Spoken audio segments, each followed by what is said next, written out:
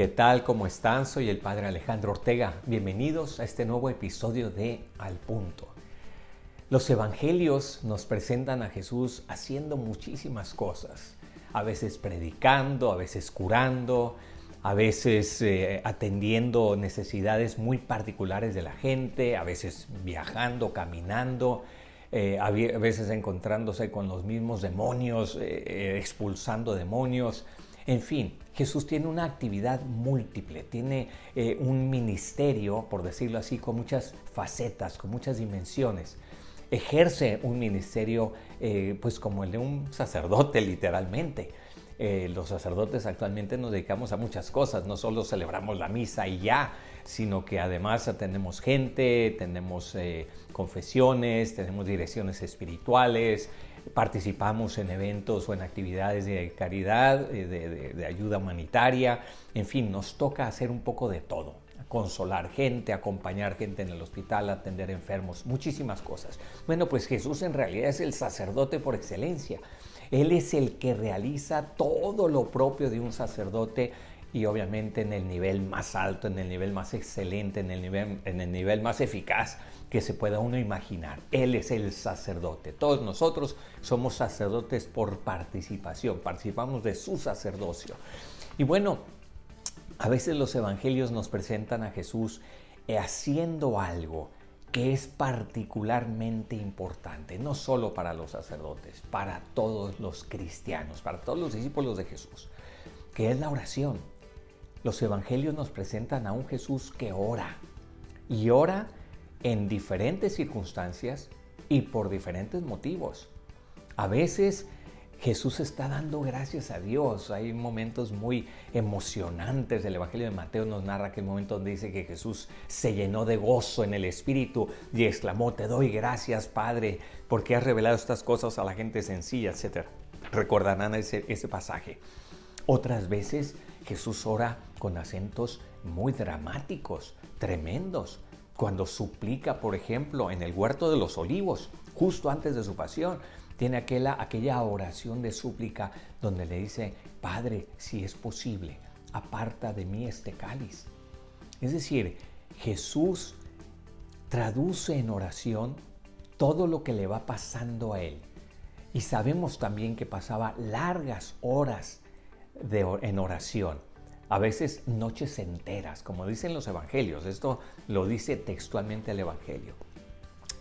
Pero hay una oración en particular, que es la oración así llamada sacerdotal de Jesús, que es la oración que Jesús hace en la última cena.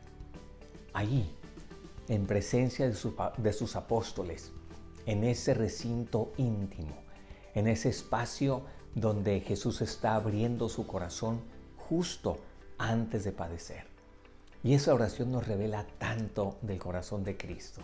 Hay un autor italiano, el padre Antonio Furioli, que tiene un libro bellísimo sobre la oración, donde él dice más o menos esto: que el Padre solo tiene oídos para su Hijo. Es decir, que la única oración que llega a los oídos del Padre es la oración de Cristo, es la oración de su Hijo.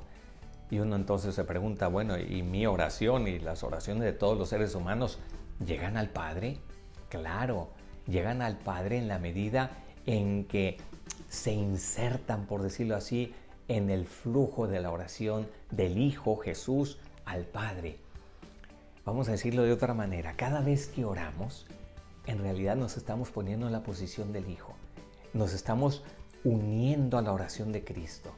Por eso en la iglesia, en la tradición católica y cristiana, suele decirse siempre al final de las oraciones: por medio de tu amado Hijo Jesucristo nuestro Señor. Y esto te lo pedimos por Jesucristo nuestro Señor. Ese por Jesucristo que estamos haciendo es decir, estamos metiendo nuestra oración en la oración de Cristo.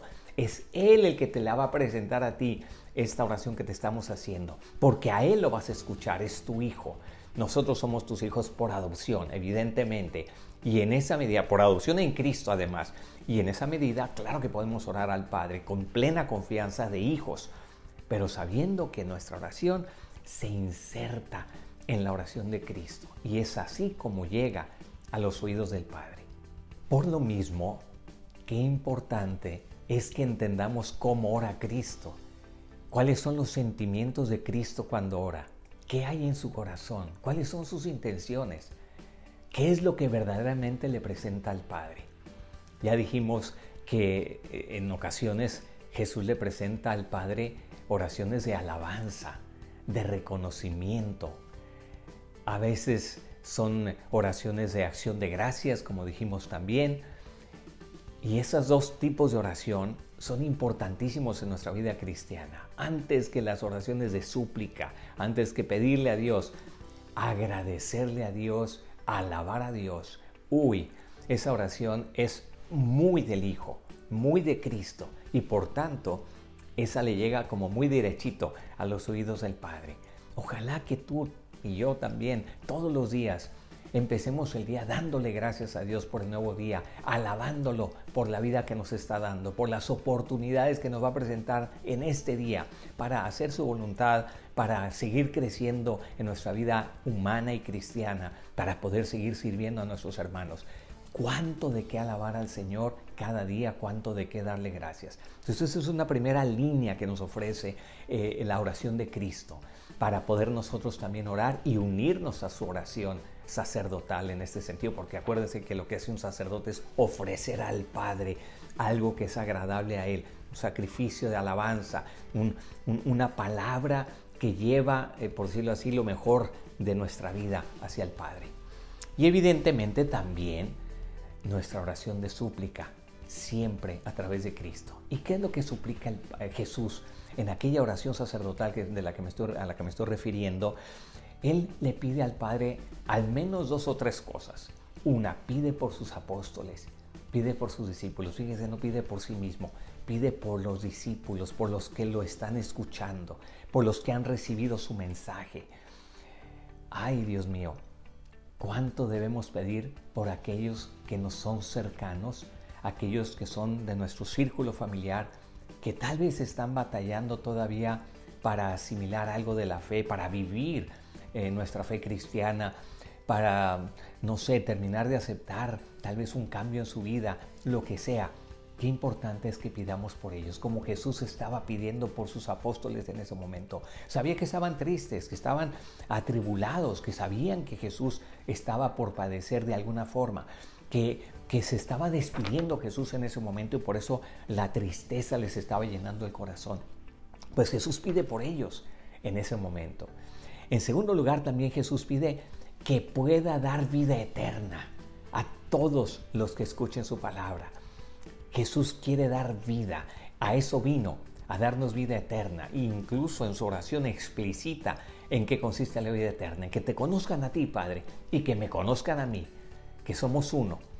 En ese reconocer a Dios Padre, ese reconocer a Jesús el Hijo, nuestro Salvador, ese, por decirlo así, es el corazón el núcleo de vivir la vida eterna, de vivir la vida de gracia, obviamente unidos en el amor. Es un conocimiento de amor, es un conocimiento que nos une a Dios, a Cristo, que nos hace participar de su vida divina. Bueno, pues esto es lo que está pidiendo. Y luego añade algo todavía, no lo dirá precisamente en el Evangelio de este domingo, que vamos a leer los primeros versículos del capítulo 17 de San Juan. Pero más adelante dirá que también pide por los apóstoles que están en el mundo, para que, dice, no quiero que los separes del mundo, sino que los apartes del mal. Es decir, es una oración de protección, es una oración que intercede por sus apóstoles para que en medio del mundo no sucumban, no pierdan la fe, no pierdan la esperanza, y sobre todo que no pierdan el amor.